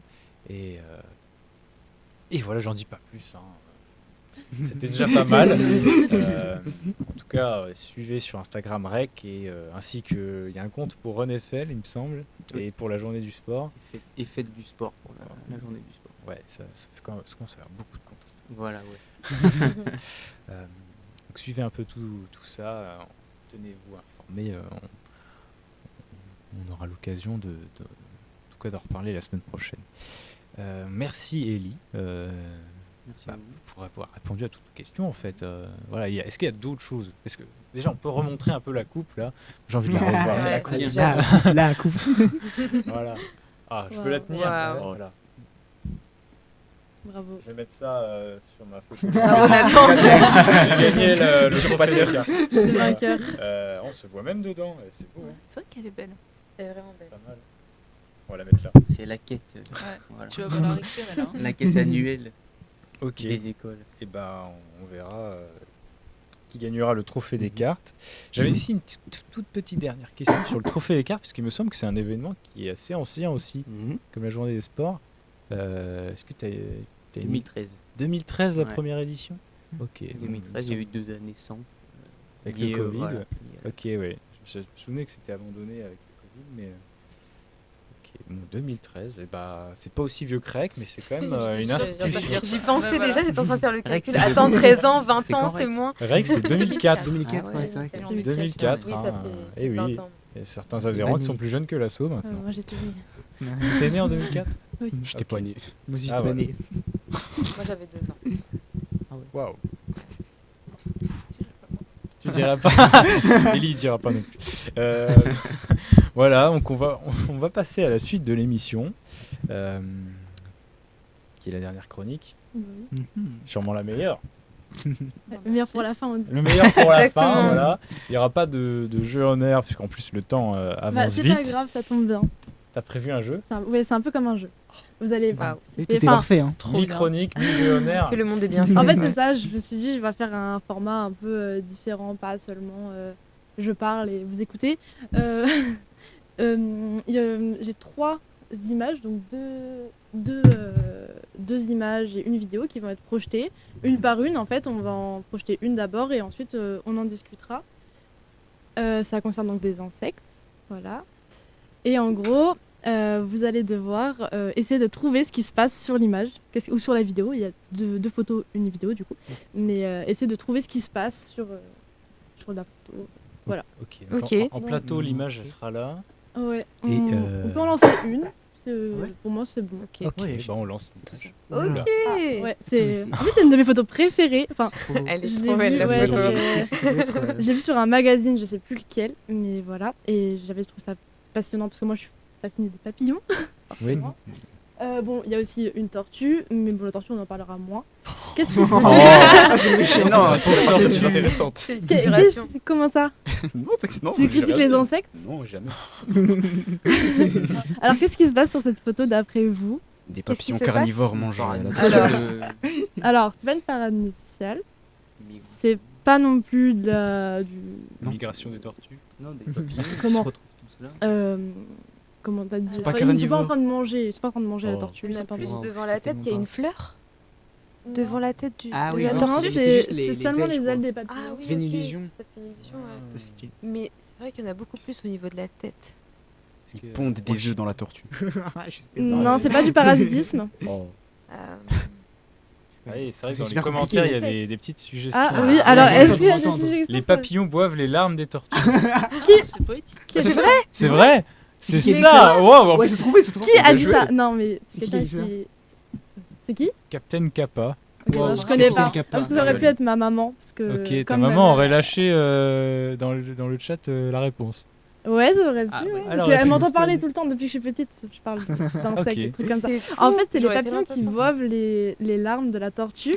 Oh waouh. Alors, c'est un comportement qu'on... Justement, j'ai pas la bonne fiche. C'est un comportement qu'on a repéré chez un peu moins d'une dizaine de papillons qui boivent les larmes des reptiles, des tortues. Et on a vu ça sur d'autres caïmans aussi. Pourquoi ? Parce qu'en fait, ils sont à la recherche de sel, tout simplement, de sodium, qui est en grande quantité dans les larmes des tortues. Parce que le sodium, c'est un minéral qui est vital, forcément indispensable aux êtres vivants, hein, même pour nous, et aussi pour les papillons, bien évidemment. C'est un comportement qu'on observe près des rivières et dans des endroits où l'alimentation du papillon en question, elle n'est pas assez riche en sodium, et donc ils vont se tourner vers d'autres... Ils vont trouver d'autres stratagèmes pour trouver du sel, et donc notamment aller boire les larmes des tortues. Sache Voilà. que ta mère a dit que c'est pas du tout moi. Ouais, non mais je sais que c'est Mais, pas du tout elle. Apparemment, c'est Soso. Je sais pas qui est Soso. Ah mais oui, mais c'est Sofiane. Oh, Sofiane a c'est cherché lui. la réponse. Il sait tout Il a aussi, spoilé. relou. Après, Et je sais pas ce qui est si on aurait intéressant, trouvé, donc... On n'aurait jamais trouvé. On aurait Ouais. bien trouvé C'est ça. vrai que Parce c'est- qu'il a bien fait quand même de participer. Ouais, t'as bien fait. Parce que Mais Carotte 22 Après, de toute façon, proposait, je voudrais donner la quoi réponse. Vous savez quoi il proposait que juste les papillons mangeaient la tête de la tortue. C'est ce que j'ai Oui, dit, j'ai pas bah. copié. Mais attends, En mais j'aurais on a- pas vrai, eu on nul. dirait une attaque. C'est vrai qu'on dirait un peu une attaque. Moi, j'ai plus l'image, mais on dirait vraiment une attaque. Mais les larmes, sur, c'est-à-dire les larmes coulent. En fait, oui, les tortues. Alors, j'ai pas trop fouillé à ce niveau-là, mais apparemment, les tortues, les reptiles de manière générale, auraient du mal auraient trop de sodium. En fait, ils auraient du mal à l'éliminer et tout, et ils l'élimineraient par les larmes, tout simplement. Ok. Voilà. Ok. Enfin, pas à l'éliminer, mais du coup, mais à l'ingérer. Enfin, je sais pas si vous voyez ce que je veux dire. L'organisme aurait du mal à récupérer oui. tout le sodium, Mm. et donc l'excédent est rejeté par les Ah. larmes. Encore naturellement. C'est surtout ça. Ok.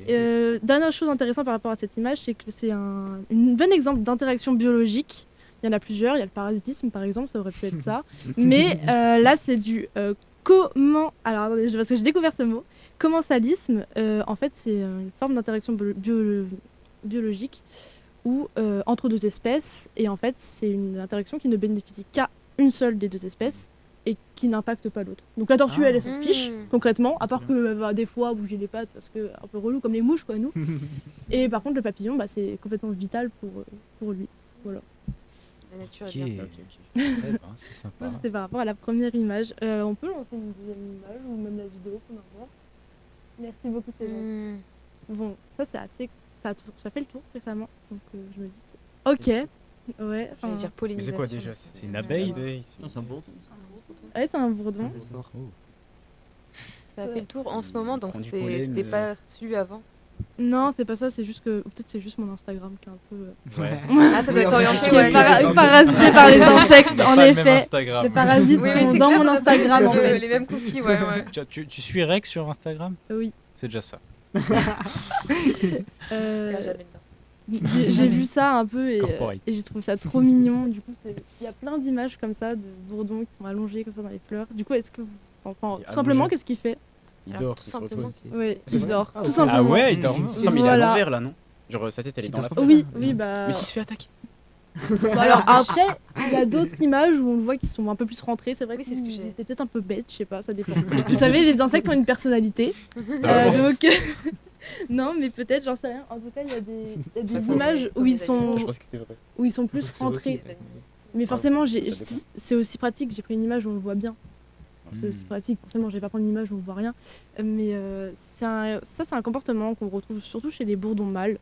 Ça s'explique par plusieurs choses. C'est les premiers à quitter le nid. Ils quittent le nid, ils partent en quête de trouver une femelle, de manger aussi. Et des fois, ils partent loin, ils partent longtemps, ils sont fatigués, ils n'ont pas forcément le temps de trouver de revenir au nid ou quoi, et donc ils finissent souvent par dormir dans les fleurs pour se reposer. Parce que c'est fatigant de chercher les femelles, tout ça. Tu m'étonnes, Ali, il habite à Lyon. Parce que ça doit être fatigant. C'est très fatigant. On va rien dire.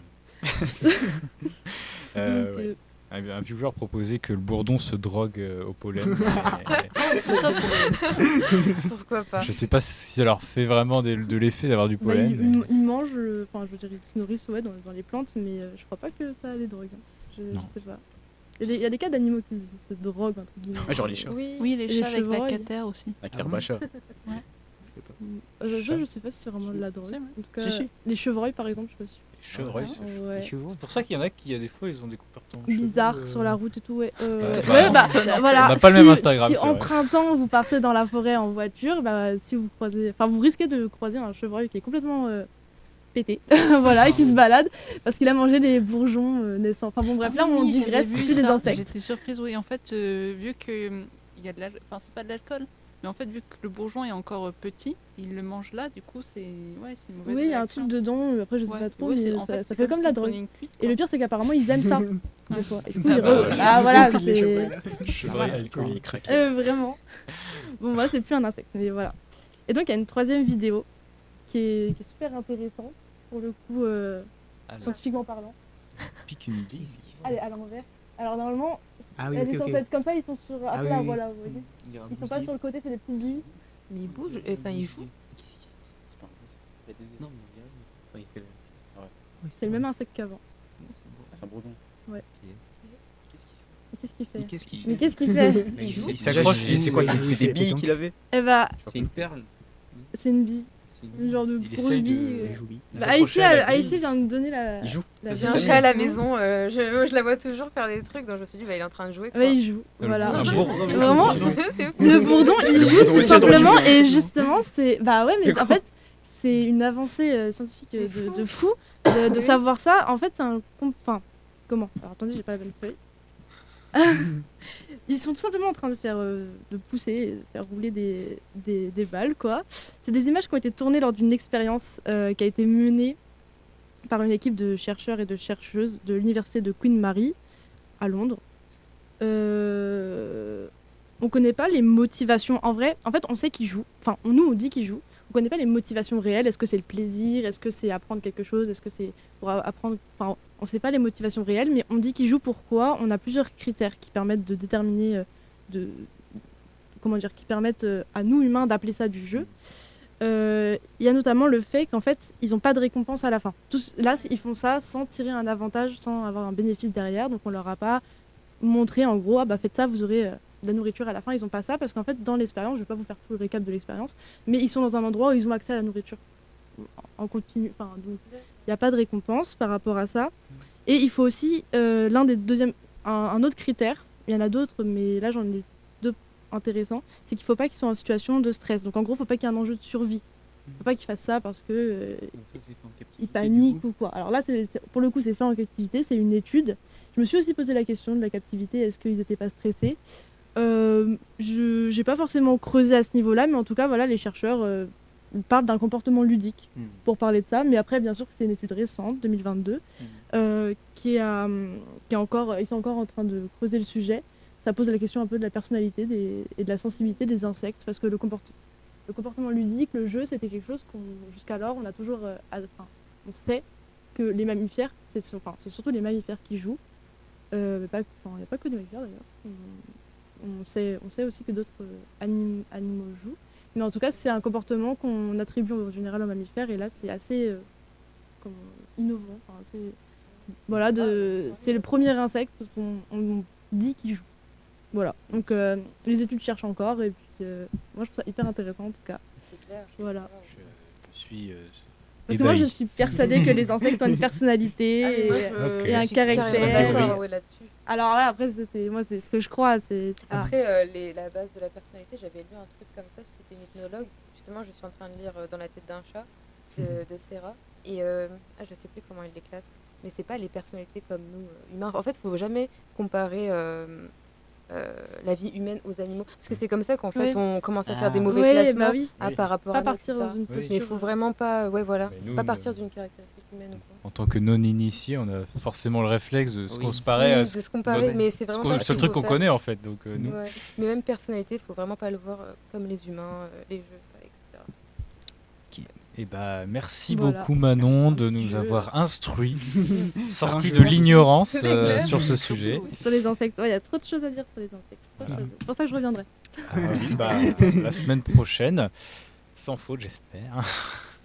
Merci à nos autres chroniqueurs d'avoir été présents. J'espère que Mani, tu reviendras. On ne t'a Bien pas sûr, avec trop plaisir. fait peur. Si tu m'acceptes et que je suis pas un parasite, hein, évidemment. Je sais pas. Je suis plus venu que toi actuellement. Hein, donc. Oui, voilà. Attention, il y a un record à battre. Merci aussi Virginie. Bah, de rien, toujours un plaisir. Et surtout, grand merci à Ellie. Bah, merci à Merci tous. beaucoup. Merci. On a eu plus d'une dizaine de viewers constamment, donc j'espère que on a pu répondre à vos questions. Et aussi dans les replays. On se retrouve peut-être l'année prochaine, pardon. En tout cas, s'il y on a va se d'autres... voir de toute manière sur René Fait.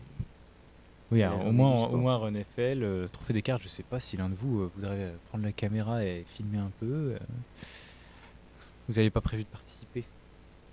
C'est dans trop peu de temps. Ouais, c'est un peu trop rapide pour se retourner. Bon, c'est pas grave. En tout cas, on aura l'occasion de faire du sport à René Fait. Bon, voilà, on vous remercie, chers viewers, déjà d'avoir été présents. On vous invite à suivre du coup les réseaux sociaux de tout le monde ici, rec-unif-FL, de suivre l'Insta du Trophée des cartes pour avoir les stories, je pense, au fil de la journée, non les résultats. Les résultats, voilà. N'hésitez pas à nous les envoyer, comme ça la semaine prochaine on les bombarde. Et qui est-ce que j'ai oublié René Fell et la journée du sport. Voilà, je profite aussi pour remercier également la régie, Gladys. Merci, et puis, Gladys. Merci pour les photos et les vidéos aussi. Merci voilà, beaucoup. qui s'est Merci pour démené tout. ce soir. Et voilà, on fait aussi une petite référence à cet après-midi, parce qu'on était tous, enfin presque, À la Pride. à la Pride universitaire, voilà, qui avait lieu au Crous. Et donc, pareil, Gladys a filmé tout le monde. Je sais que vous avez fait des interviews, donc on va essayer de le monter en reportage et le présenter lors d'une prochaine émission. Donc, je m'avance pas trop parce qu'il y a déjà des reportages dans les dernières qui n'ont pas été faits. C'est un autre sujet, mais voilà, sachez que ça va sortir un jour et on a l'occasion de se retrouver. Voilà. Donc, oui, d'ailleurs, petit scoop, la semaine prochaine, Tribun revient et fait une émission mercredi soir à 19h30.